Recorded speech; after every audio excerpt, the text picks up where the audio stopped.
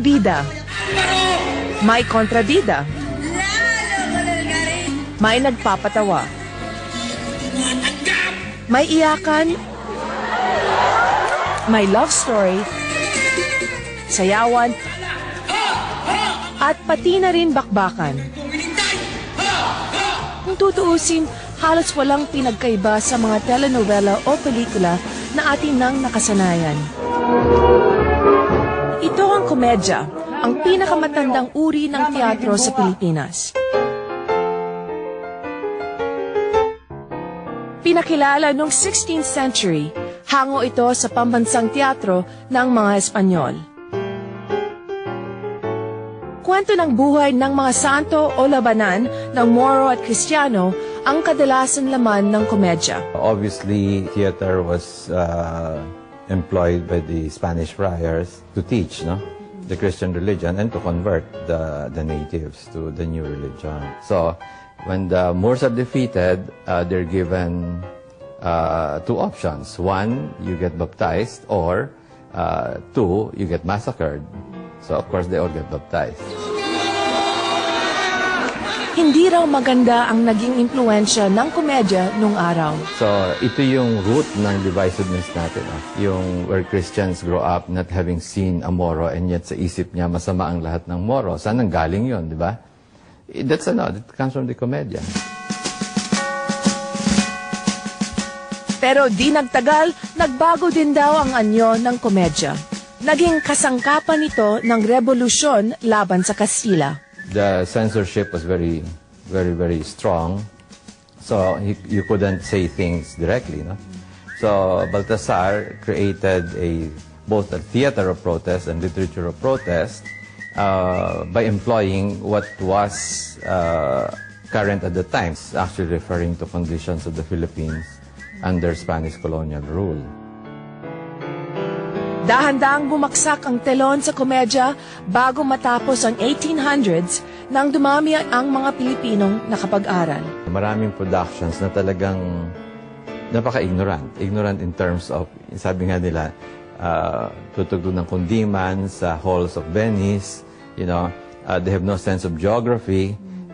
You may be in the Mediterranean now, tomorrow you'll be in Asia. So when you bibigyan lang ng pagkakataon. Did you enjoy it? Yeah, I enjoyed it because it's an ancient tradition. So it's based on the awit and corrido, and we should have memory, literary and cultural memory. So that's why we should be proud of this theater.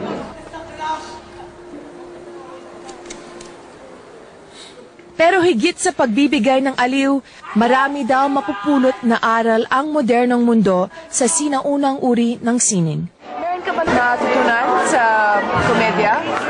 Ano? Kahit po kaaway, kailangan pa rin po patawarin kung may kasalanan.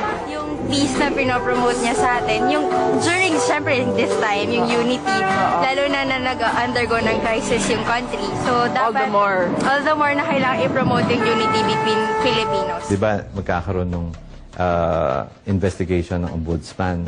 Ang comment ni Escudero dyan, tsaka nila mga lawyers from UP, ay, moro-moro lang yan. Ang ibig nilang sabihin, kunyari magkakaroon ng investigasyon, pagkatapos, ang ending niyan, wala.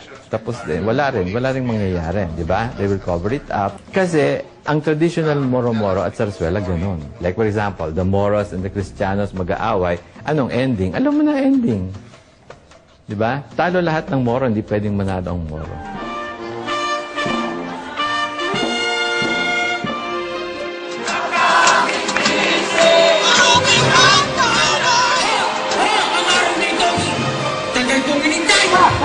Saka ang mukha, tignan mo. Ang taray-taray. Anong mataray? Sino? Kaya hindi tayo sumusulong kasi we don't look back. Beautiful talaga. Kung ang sining ay sumasalamin sa malawak, makulay at minsay malagim na kasaysayan ng isang bayan at ang nakaraan ay ang pundasyon ng ating kinabukasan, ano pang pinanghahawakan ng mga Pilipino kung ang sining at kultura natin basta na lamang pinababayaan? Hindi mo pwedeng basta baliwalain yung kasi binubura mo yung identidad mo bilang Pilipino. If you're talking identity, identity is really your past, yung pinagdaanan mo. No? So, importante therefore na ma-preserve yon kasi pagka hindi malinaw sa tao kung ano yung pinanggalingan niya, mahina rin siya bilang tao. And I think isa sa weakness ng Pilipino yan. Sana'y nagustuhan ninyo ang aming natatanging handog ngayong gabi. Sa ngalan ni Cheche Lazaro, magkita-kita po tayong muli sa susunod na Miyerkules. Ako po si Pinky Webb at ito ang Probe.